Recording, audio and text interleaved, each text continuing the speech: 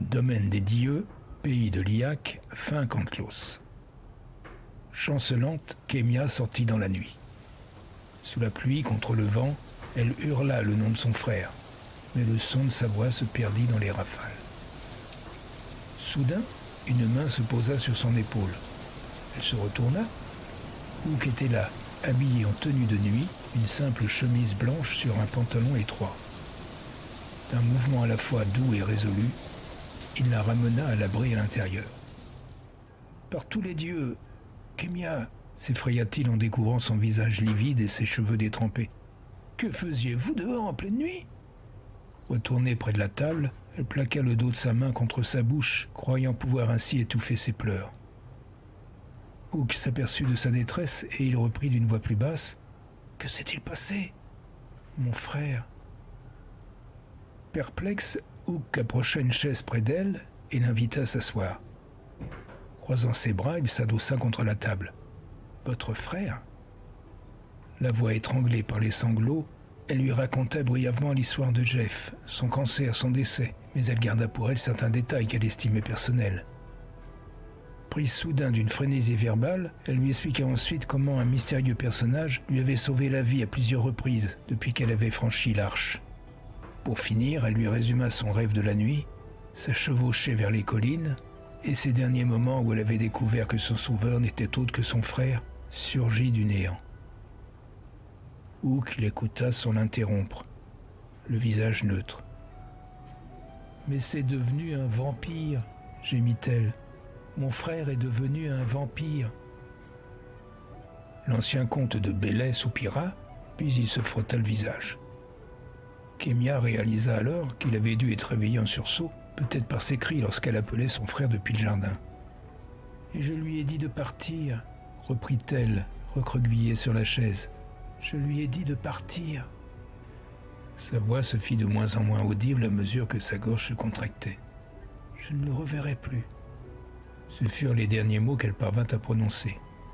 Instant d'après, ses genoux repliés, la tête cachée dans ses mains, elle pleurait. D'une main hésitante, Ook lui tapota l'épaule, puis il s'accroupit près de la chaise où elle était assise. Ils restèrent ainsi jusqu'à ce que Kémia parvienne à se calmer. « Je suis désolée, » dit-elle quand elle fut à nouveau capable de parler. « Et de quoi ? D'avoir des émotions ?» Elle haussa les épaules. « Kémia, votre frère que vous pensiez mort viendrait apparaître, je crois que n'importe qui serait choqué. »« Et c'est un putain de vampire !» répéta-t-elle, cette fois pour elle-même. « C'est fâcheux, en effet, d'autant que pour nous ce n'est pas un avantage, » déclara-t-il en se relevant. « Pourquoi ? » Parce que tous les vampires, ou presque, se sont ralliés au Teniltigern. Et alors ? Eh bien, il hésitait. Je crois que nous parlerons de cela plus tard. Non, dites-moi, où est le problème ? Surmontant sa réticence, il se saisit d'une autre chaise et prit place près de Kémia. Votre frère a-t-il dit ou a-t-il fait quelque chose qui vous laisserait penser qu'il l'œuvre pour Kulu Akuma ? Non, on n'a même pas parlé de ça. Ook parut s'apaiser. Comprenez-moi, reprit-il. Vous l'avez fait entrer ici, et je ne vous en veux pas, mais vous savez que si on invite un vampire à pénétrer dans une maison, on ne peut plus l'empêcher de revenir. Et c'est pourquoi nous sommes tous très vigilants.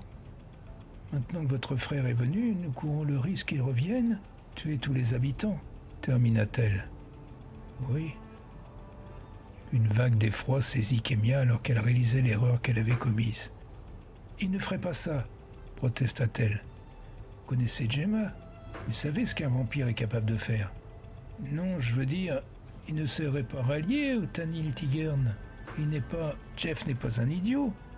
Il sait ce qui est bien ou mal, à moins qu'il n'ait été forcé de le faire. Je comprends que vous vouliez défendre votre frère, mais Jeff n'est pas allié au Teniltigern, » répéta Kémia, comme si elle voulait se convaincre elle-même. Ook voulut répondre, mais il n'en eut pas le temps, car une voix le devança. « Elle a raison. » Kémia redressa la tête. Jeff se tenait sur le pas de la porte. Ses vêtements ruisselaient de pluie. Elle se leva, prête à le rejoindre, mais Ook la saisit par le poignet. « Dois-je croire que vous êtes Jeff McKinsley ?» demanda-t-il. « Il opina d'un bref et sec mouvement de tête. Hook l'observa quelques instants sans rien dire, puis son regard s'attarda sur le visage de Kemia. « Ma foi, peut-être est-ce dû au manque de lumière, mais il me semble que vous ne vous ressemblez pas tant que ça. » Il n'aurait pas pu mieux dire. Jeff était blond aux yeux bleus, Kemia au contraire était brune aux yeux marrons. « C'est bien mon frère, » dit-elle.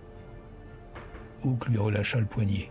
« Et je ne sers pas le Tenil Tigern, » ajouta Jeff. « Qui servez-vous alors ?» Jeff se tourna légèrement et Kemia vit se dessiner dans l'encadrement de la porte le visage d'une femme vêtue de noir. Une femme qui s'était appuyée contre le mur extérieur, indifférente à la pluie qui n'était plus qu'une bruine. Hook, qui s'était levé, s'avança vers eux. « Votre créatrice, je suppose. » Anouk. Hook la considéra. Il hésitait, conscient des conséquences funestes qui pourraient survenir s'il la laissait entrer elle aussi. Il finit par se résigner et lui fit signe d'approcher. La vampire franchit le seuil et les flammes des bougies révélèrent l'éclat d'une splendide chevelure rousse autour d'un visage qui aurait pu être celui d'une poupée de porcelaine. Hook recula pour mieux jauger ses deux visiteurs. « Bien, comment se fait-il que deux Guadabitanes ne soient pas aux côtés de Kulo Akuma ?»« Guadabitane » répéta Kemia. « C'est le nom que nous employons ici pour désigner les vampires, » lui répondit Hook sans se tourner vers elle. « Alors ?» Anouk, qui ne faisait rien pour cacher un certain agacement, désigna Kemia du menton. À côté d'elle, Jeff, qui avait croisé ses bras, baissait la tête. Quant à Kemia, elle écarquillait les yeux, surprise d'être ainsi mêlée à la conversation. Seul Hook parut comprendre, vu qu'il hocha la tête. « Je ne peux pas être dans un camp opposé à celui de ma sœur, » reprit Jeff en relevant la tête. « Mais il me semblait que les créations suivaient leur créateur, » observa Hook, « pas l'inverse. »« Les liens contractuels qui nous unissent ne vous concernent pas, » répondit Anouk d'une voix sèche. « Jeff veut protéger sa sœur, et pour cela il est prêt à s'engager à vos côtés. Fort bien, je le suis, mais il en paiera le prix. »« Hein ?» s'effraya Kemia. « Quel prix ? Est-ce que tu étais obligé de rendre ça aussi dramatique ?» demanda Jeff à sa compagne. « C'est plus amusant, » dit-elle. « Les vampires se rendent des services entre création et créateur, » expliqua Hook à l'intention de Kemia. « Un siècle de servitude ou ce genre de choses. »« Un siècle de servitude ?» répéta Kemia. « Là, je crois que nous sommes passés à 3, corrigea Jeff. « Il devra simplement rester avec moi pendant 300 ans, dit Anouk. Rien de plus. » Kemia se rassit. Elle était dépassée.